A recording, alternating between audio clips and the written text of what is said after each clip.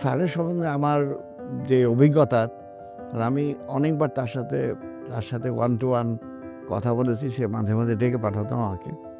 আমাকে উনি ইনসিস্ট করতেন সাবজান ভাই বলতেন। আমাকে সে রুমি ভাই বলতেন।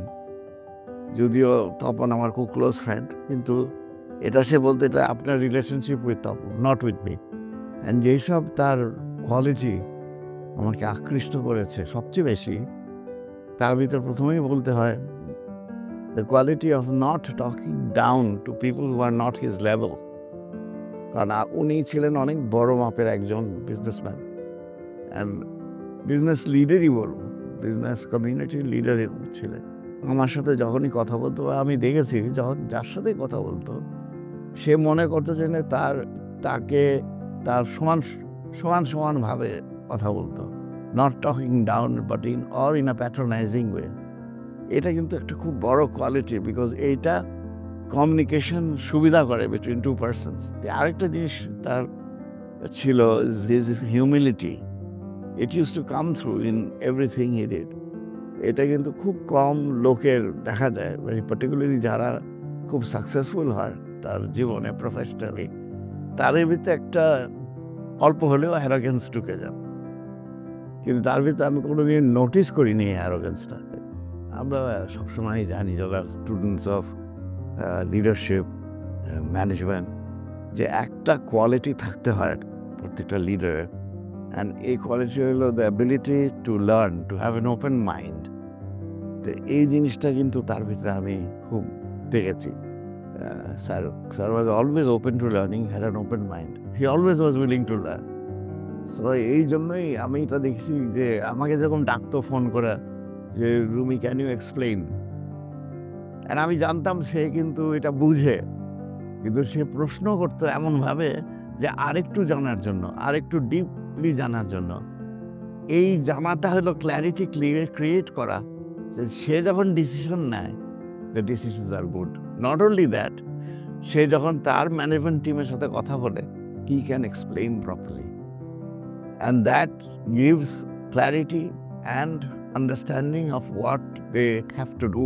2004-এ স্যার ট্রান্সপারেন্সি ইন্টারন্যাশনালে, টিআইবি এটা বলে বাংলাদেশে, ওইটা চেয়ারম্যান হয়েছিল।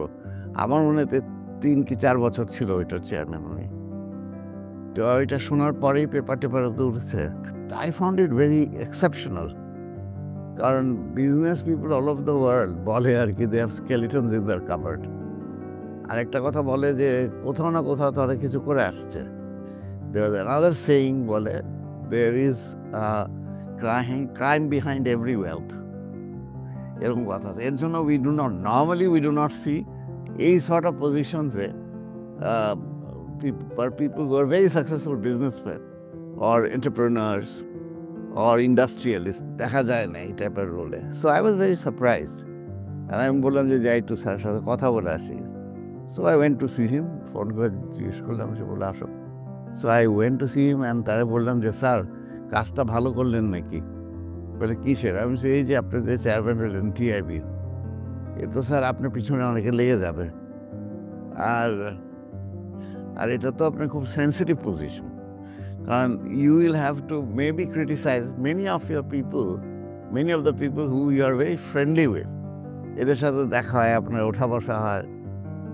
তো চুপ করে কিছুক্ষণ চিন্তা করলো, বলে যে I don't think they can find anything. কি বের করবে, কি হবে? আমি সেটা তো আপনি আমার চেয়ে বেশি ভালো বুঝবেন কি হবে, বাট আপনাকে বললাম আর কি। আমার মনে হলো যে আপনার সাথে এটা নিয়ে একটু বলি কথা। শেষে বললো যে I am ready for everything. কতখানি নিজের এথিক্যাল অ্যাঙ্কারিং কার স্ট্রং হইলে এই চ্যালেঞ্জটা সে নিতে পারে। একটা ঘটনা বলি, দাওয়াত পেলাম 50th ওয়েডিং অ্যানিভার্সারি স্যার। তো আমি আমার ওয়াইফ দুজনেই গেলাম, গিয়ে দেখি যে একদম ওয়েডিংয়ের ভেনিউর মতন। দেখলাম কিছুক্ষণ পরে স্যার আসলো, পুরা in the complete dress of a groom, and ওখানে ভাবিও আসলো, বা মিসেস চৌধুরী আসলো, উনি পরা ছিলেন all red, red Benarasi and all that, মানে এই পরা আর কি, ইসের আর কি বিয়ের শাড়ি যাকে বলে। সো বর আর কোনো একসাথে বসে ওইখানে কিন্তু পুরো একটা ওয়েডিং সেরেমনি হইল, অ্যান্ড আমরা খুব ওইটা এনজয় করলাম। যে all his friend were there, so we enjoyed it a lot. It was very interesting, and এইটা থেকে দেখা যায় he is just for life, he loved life. He was a great human being, a great Bangladeshi, and he was truly a great man, who was genuinely a true son of the soil. Thank you for his life.